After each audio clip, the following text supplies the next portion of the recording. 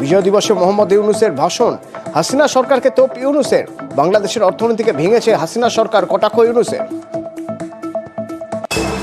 ফ্যাসিবাদী সরকার দেশের অর্থনীতিকে ভেঙে দিয়ে গেছে, এটা সবাই বুঝতে পারছিল, কিন্তু অর্থনীতিকে কি পরিমাণ ধ্বংসস্তূপে পরিণত করে দিয়ে গেছে তার পরিমাপ সম্বন্ধে কোনো ধারণা করতে পারছিল না। শ্বেতপত্র প্রণয়ন কমিটি হিসেব নিকেশ করে এর পরিমাণ বের করে দিয়েছে। দিন দুপুরে সকলের সামনে থেকে হাজার হাজার কোটি টাকা ব্যাংক থেকে পাচার করে নিয়ে গেছে। কেউ বলার ছিল না, কেউ দেখার ছিল না। বিশাল বিশাল প্রকল্প নেওয়া হয়েছে ঋণের টাকায়। দেশে এমন ধরনের পোষ্যতোষী পুঁজিবাদ তৈরি করা হয়েছিল যার সুবিধাভোগী ছিল স্বৈরাচার ও তার সহযোগীরা। পাচার করা এই টাকা আপনাদেরই টাকা। তারা প্রকাশ্যে আপনাদের কষ্টার্জিত টাকা লুট করে বিদেশে ভোগ বিলাসে ব্যয় করছে। ফের ইউনূসের নিশানায় ভারত সরকার। বিজয় দিবসের ভাষণে ভিসা নিয়ে হুঙ্কার, দিল্লিতে নয় ঢাকাতে সদর সরাতে হবে ইউরোপিয়ান ইউনিয়নের দেশগুলিকে। চ্যালেঞ্জ তদারকি সরকারের প্রধান উপদেষ্টা। ইউরোপীয় দেশগুলোর মধ্যে যাদের ভিসা অফিস নয়াদিল্লিতে আছে তাদেরকে ঢাকা বা অন্য কোনো প্রতিবেশী দেশে ভিসা অফিস নিয়ে আসার জন্য আমি অনুরোধ করেছি। আমি বলেছি, ইউরোপীয় দেশগুলোর বিশ্ববিদ্যালয়ে ভর্তির জন্য অনেক বাংলাদেশি শিক্ষার্থীর ভিসা পেতে সমস্যা হয়। তারা যদি ভিসা সেন্টার ঢাকায় নিয়ে আসেন তাহলে আমাদের ছেলে মেয়েদের ভোগান্তি কমে যাবে। এছাড়া অর্থনৈতিক ও সামাজিক ক্ষেত্রে তাদের সহযোগিতার মাত্রা বাড়ানোর বিষয়ে আমি আলাপ করেছি। 2025 শেষে বাংলাদেশে সাধারণ নির্বাচন, জাতির উদ্দেশ্যে ভাষণে ঘোষণা মোহাম্মদ ইউনূসের। গত 3টা নির্বাচনে ভোটারদের অংশগ্রহণ করার সুযোগ ছিল না। ভোটার তালিকা যাচাই করার সুযোগ হয়নি কারো। গত 15 বছরে যারা ভোটার হওয়ার যোগ্য হয়েছে তাদের সবার নাম ভোটার তালিকায় তোলা নিশ্চিত করতে হবে। নির্বাচন কমিশন এবং সকল সামাজিক প্রতিষ্ঠান ও রাজনৈতিক দলের প্রতি আমার আহ্বান, সবাই মিলে আমরা যেন ওই লক্ষ্য অর্জনে নানা প্রকার সৃজনশীল কর্মসূচি গ্রহণ করি। বিশেষ মনোযোগ দিয়ে ভুয়া ভোটারদেরকে তালিকা থেকে বের করে দিতে হবে। আমি সকল প্রধান সংস্কারগুলো সম্পন্ন করে নির্বাচন আয়োজন করার ব্যাপারে বরাবর আপনাদের কাছে আবেদন জানিয়ে এসেছি। মোটা দাগে বলা যায় 2025 সালের শেষ দিক থেকে 2026 সালের প্রথমার্ধের মধ্যে নির্বাচনের সময় নির্ধারণ করা যায়। চিকিৎসার জন্য ভারতে চিন্ময় কৃষ্ণ দাসের আইনজীবী রবীন্দ্র ঘোষ। চিন্ময় কৃষ্ণ দাসের মুক্তির জন্য ঢাকা সুপ্রিম কোর্টের আবেদন করতে চান রবীন্দ্র ঘোষ। চিন্ময় প্রভু হলো সনাতন ধর্মকে রক্ষা করার জন্য সারা বাংলাদেশ ঘুরে বেড়ায়, কিন্তু ওইটা দেখে সরকার আমার মনে হচ্ছে ভীত সন্ত্রস্ত হয়ে গেছে। কি করে দমাতে হয়, ওনার বিরুদ্ধে মামলা করে দিল। রাষ্ট্রের বিরুদ্ধে কাজ করেছে উনি। রাষ্ট্রের বিরুদ্ধে যদি কাজ করেও থাকেন, এটা তো একটা বিচার হবে। বিচারের আগে ওনাকে মেরে ফেলা হবে। তার মানে মানুষ তো কোনো, তার ফান্ডামেন্টাল রাইট, তার হিউম্যান রাইটস বলতে কিছু আছে? কিছুই তো নাই, সব শেষ হয়ে গেছে। এটা কি একটা দেশের সম্মান রইল? আমি চিন্ময় প্রভুর জন্য যেহেতু ওকালতনামা দিয়েছি, আমি লড়াই করে যাব ওনার বেইল না হওয়া পর্যন্ত। আমি সুপ্রিম কোর্টে যাব, হাইকোর্টে থাকবো, সুপ্রিম কোর্টে থাকবো, উনি আলটিমেটলি মুক্তি পাবেন। পেট্রাপোল সীমান্তে বন্ধ আমদানি রপ্তানি। বাংলাদেশের বিজয় দিবস উপলক্ষে আজ পরিষেবা বন্ধ, তবে অন্যান্য দিন এই পরিষেবা স্বাভাবিকই থাকবে। তাদের যে মাল ভারতবর্ষ থেকে প্রয়োজন, তারা ওখান থেকে অর্ডার দিচ্ছে, তারা টাকা জমা দিচ্ছে, তারপরে বাংলাদেশ থেকে ইন্ডিয়া মাল দিচ্ছে। অ্যাভারেজ 400-450 এক্সপোর্ট আছে। ইম্পোর্টটা একটু কমেছে, সেটা তবুও 150 থেকে 250 মতো অ্যাভারেজ ইম্পোর্ট আছে, অর্থাৎ স্বাভাবিক বলাই যাবে। বাংলাদেশের বিজয় দিবস উপলক্ষে পেট্রাপোল সীমান্তে বিএসএফ জওয়ানদের সৌহার্দ্য। ফুল মিষ্টি বিলি সীমা চেতনা মঞ্চ নামে এক সংগঠনের। সোমবার বিজয় দিবস পালন করতে পেট্রাপোল সীমান্তে এসেছিলেন সংগঠনের সদস্যরা। পুরুলিয়া হাজার কণ্ঠে গীতা পাঠ। সনাতনীদের উদ্যোগে অনুষ্ঠিত হলো হাজার কণ্ঠে গীতা পাঠ। বাংলাদেশের চিন্ময় দাসকে গ্রেপ্তারের প্রতিবাদ জানানো হয় অনুষ্ঠান থেকে। স্কুলের খরচে মানতে হবে সরকারের দেওয়া গাইডলাইন মেনে স্কুলগুলিকে খরচ করতে হবে। 8,000-এর বেশি স্কুলকে দেওয়া হয়েছে 22 কোটি টাকা। এই টাকা কিভাবে খরচ করবে তার জন্য বেঁধে দেওয়া হলো 23 দফা গাইডলাইন। হাসনাবাদে আবাস কোন্দলে হাতাহাতি। সরকারি আধিকারিকদের সামনে বেনিয়ম তুলে ধরায় তৃণমূল যুব সভাপতি ও তৃণমূল সদস্যের মধ্যে হাতাহাতি। তৃণমূলের 2 গোষ্ঠীর মারামারিতে আহত একাধিক। তৃণমূল যুব সভাপতির স্ত্রীকেও মারধরের অভিযোগ। হাসনাবাদ থানার পুলিশ পরিস্থিতি নিয়ন্ত্রণে আনে। আবাসের ঘর অঙ্গনওয়াড়িতে চাকরির নামে প্রতারণার অভিযোগ, মাথা ভাঙায় মহিলাদের থেকে টাকা তোলার অভিযোগ। কাঠগড়ায় প্রতিবন্ধী কল্যাণ সমিতির প্রাক্তন সহ সভাপতি। মাথাভাঙা থানায় অভিযোগ প্রতারিত মহিলাদের। অভিযোগ অস্বীকার প্রতিবন্ধী কল্যাণ সমিতির প্রাক্তন কর্তা। টাকা নিয়ে যাচ্ছে 1,80,000 তারপরে আবার প্রতিবন্ধী কাঠের জন্য টাকা নিয়েছে, ঘরের জন্য টাকা নিয়েছে, আজকে দিবে কালকে দিবে, টোটাল 4,20,000। এখন আমার পাইছি, আমি হাত পা ধরে বলছি বাবু ফেরত দাও, কম বেশি করি। আমাকে এই চাকরির নাম করে বাচ্চা প্রতিবন্ধী কার্ড বানার জন্য আসছি। উনি কার্ড বানার নাম করে চাকরি দেওয়ার জন্য 1.5 লাখ টাকা নিয়েছেন। উনি শুধু ডেট দেন, পয়সা দেন না। সেই ব্যক্তির নাম আমিনুল। যে বা যাই বলুক আপনাকে সম্পূর্ণ মিথ্যা। আমি তো ওনাকে চিনি না।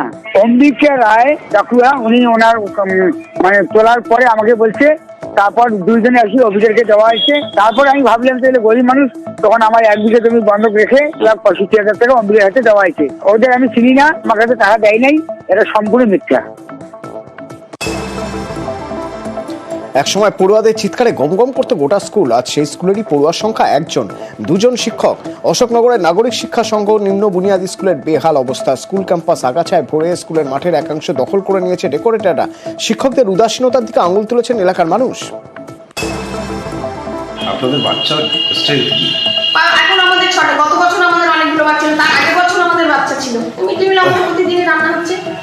দেখুন কি ওই যে একটা বাচ্চা হলেও আমাদের ওই যেরকম রান্না হচ্ছে, আসে রেগুলার একটা করে বাচ্চা, 1টা 2টো 3টে বাচ্চা আসছে।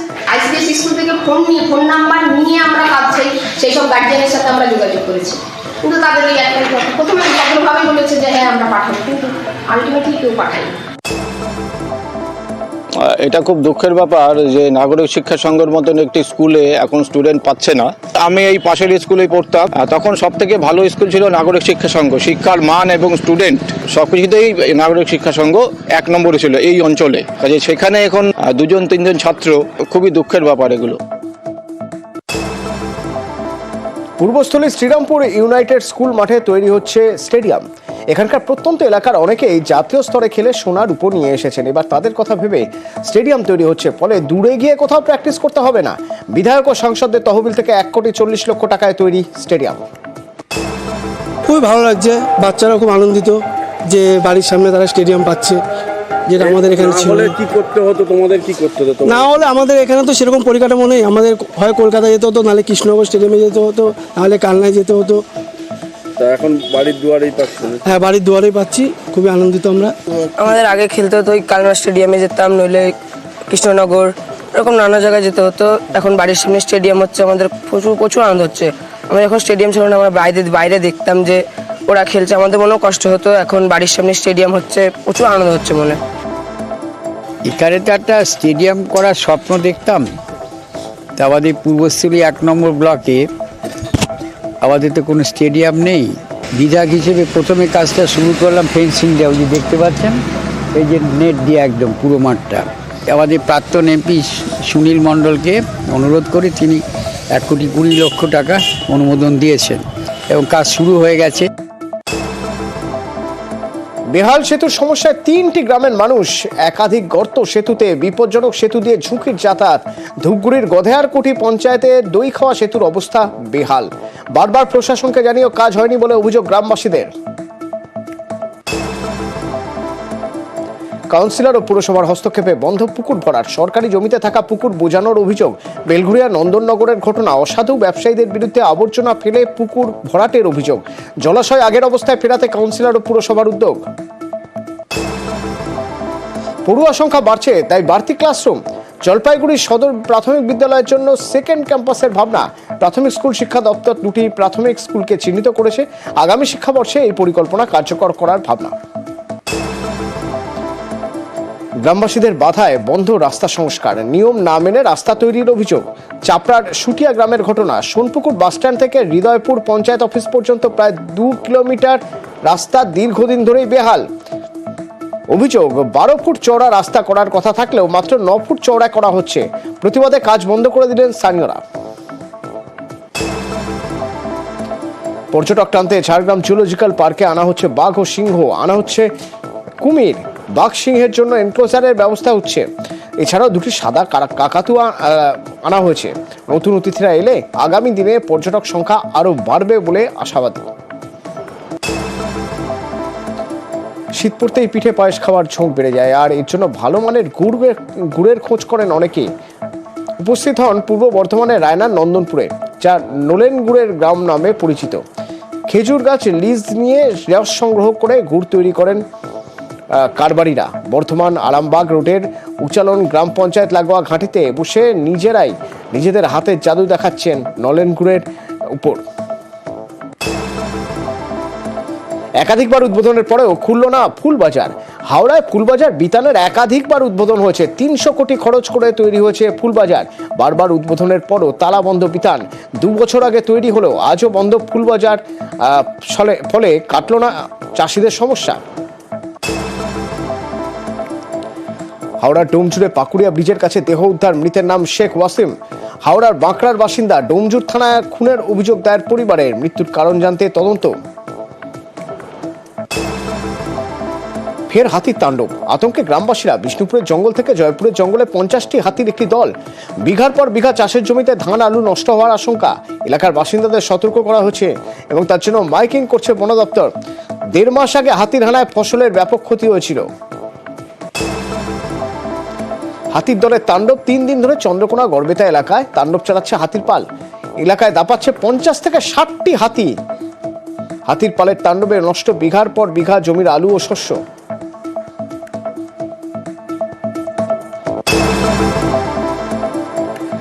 কোচবিহারে ভয়াবহ দুর্ঘটনা। কালজানির কাছে পথ দুর্ঘটনায় মৃত পরিবারের 4 জন। কালভার থেকে পুকুরে পড়ে যায় গাড়ি। শিক্ষক দম্পতি সহ 2 শিশুর মৃত্যু।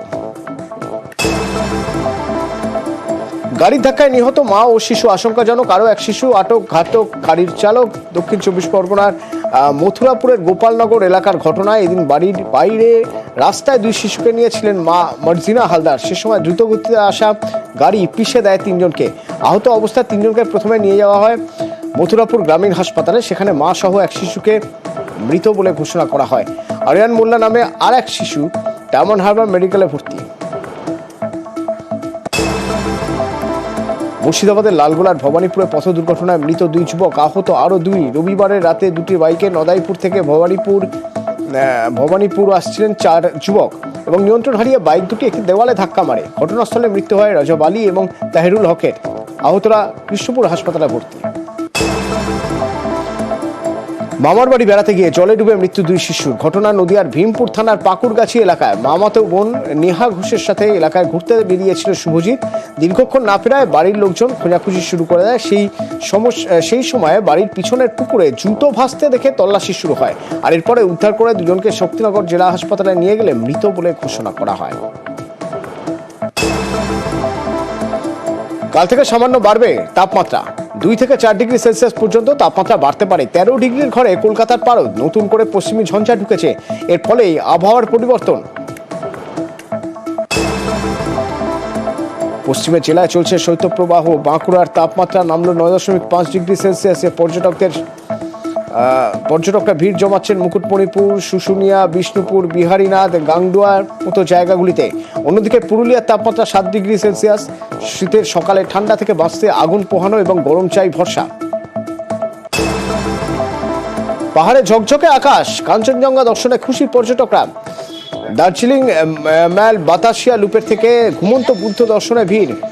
কনকনে ঠান্ডা। দার্জিলিংয়ের তাপমাত্রা 7-8 ডিগ্রি সেলসিয়াস হবে।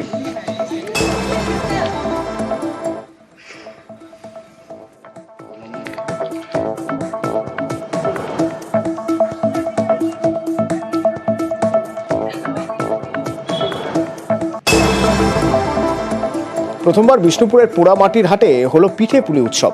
বিষ্ণুপুর মহকুমা প্রশাসন ও বাঁকুড়া জেলা প্রশাসনের উদ্যোগ। মোট 22টি স্টলে 100 রকমের পিঠে নিয়ে এসেছেন এলাকার মহিলারা। পাটিসাপটা, কুলি পিঠে, সাজের পিঠে, ক্ষীরের ভাপা পিঠে, ডালের ভাপা পিঠা, রাকুমারি পিঠে। আমি প্রথমেই করেছি পালং পিঠে, যেটা পালং শাক দিয়ে। তারপর করেছি মুগ ডালের পিঠে, আর করেছি মন্ডা পিঠে, যেটা উড়িষ্যাতে খুব বিখ্যাত, আর চমচম পিঠে। পিঠেগুলো সবগুলোই মোটামুটি নিজস্ব নাম দিয়ে তৈরি করা। না, পিঠে পুলি উৎসব এরকম ভাবে হয়নি, তো এবারেই মনে হচ্ছে প্রথমবার হলো, তো খুব ভালো লাগছে এসে। না, আমরা ট্রাই করছি বিভিন্ন ধরনের পিঠে, অনেক নতুন নতুন পিঠে আমরা খেলাম। তার মধ্যে ওই ভাপা পিঠে, মাংসের ভাপা পিঠে, এটা বেশ নতুনত্ব লাগলো।